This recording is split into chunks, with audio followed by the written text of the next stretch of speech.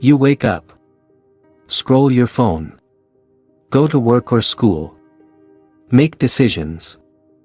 Love, laugh, cry. You think you're choosing all of this, but what if I told you, your life is already shaped by centuries of invisible ideas, from the way you define success, to how you think about gender, power, freedom, and even morality. Ancient and modern philosophy are pulling the strings. In this video, we're uncovering how dead philosophers still control the lives of billions today, including you. So before you make your next free choice, maybe watch this first. Plato, the shadows we call reality. Let's begin with Godfather, Plato. In his allegory of the cave, he describes people chained inside a cave since birth, forced to watch shadows on the wall. To them, the shadows are real. It's all they've ever known, but once one escapes, he sees the outside world, the real world, and realizes the truth was far beyond the cave's shadows. So what's the point? Plato believed most people live in ignorance, mistaking illusions for reality. Sound familiar? Today, this shows up in everything from conspiracy theories to virtual realities, and even in your social media feed. We're bombarded with curated versions of reality. And often, we never question it. That urge to wake up, to find a deeper truth beyond the surface, that's Plato still whispering in your mind. Aristotle, chasing the good life. Plato's student, Aristotle, had a different focus. How should we live? He introduced the idea of eudaimonia, a life of flourishing, or fulfilling your purpose through virtue and reason. Sound a lot like modern self-improvement. That's because it is. Every time you journal, set goals, watch motivational videos, or try to become a better version of yourself, you're channeling Aristotle's concept of the good life. He believed happiness wasn't pleasure, but purpose. And that idea still dominates therapy, education, and wellness today. Descartes, the mind over everything. Now fast forward to René Descartes, who gave us the famous line, "I think, therefore I am."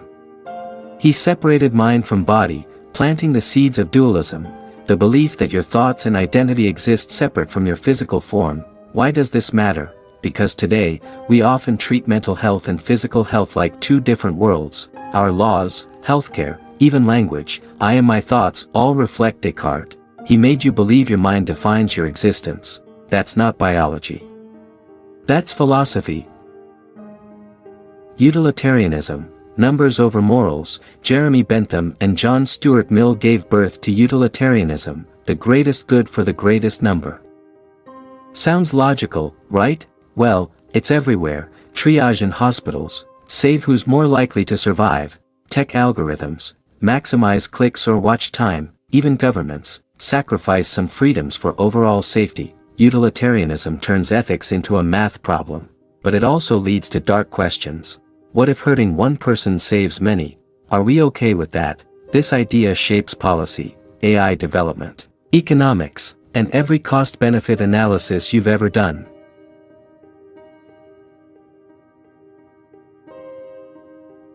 Nietzsche, the death of God. Friedrich Nietzsche rocked the 19th century by declaring, "God is dead." He didn't mean it literally, but that modern society had killed off religion as its moral anchor. What fills the void? Nothing, unless you create it. Today's rise in secularism, spiritual searching, and existential dread, that's Nietzsche's world. He warned, without shared moral truths, we're free, but also lost. That freedom is why so many ask, what's the point of it all?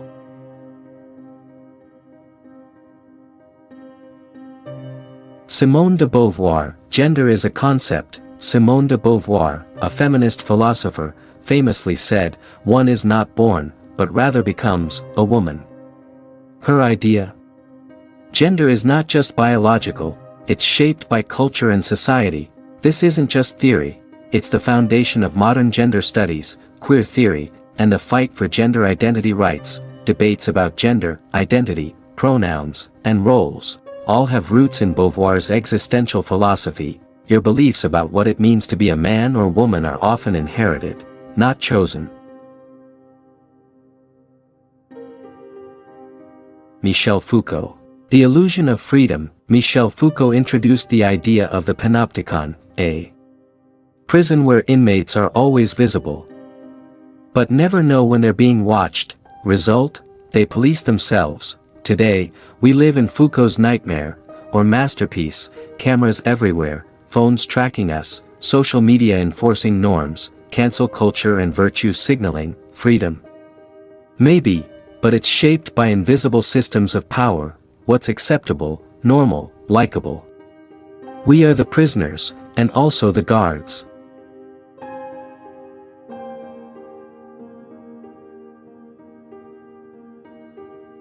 Existentialism. You are condemned to choose. Jean-Paul Sartre said, man is condemned to be free.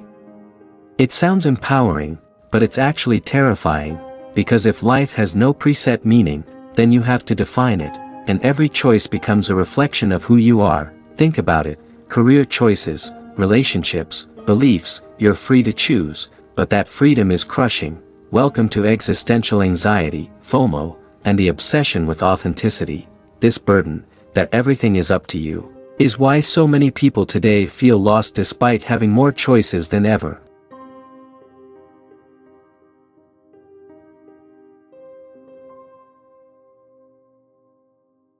So, are you really free? Yes, but only if you understand what's influencing you.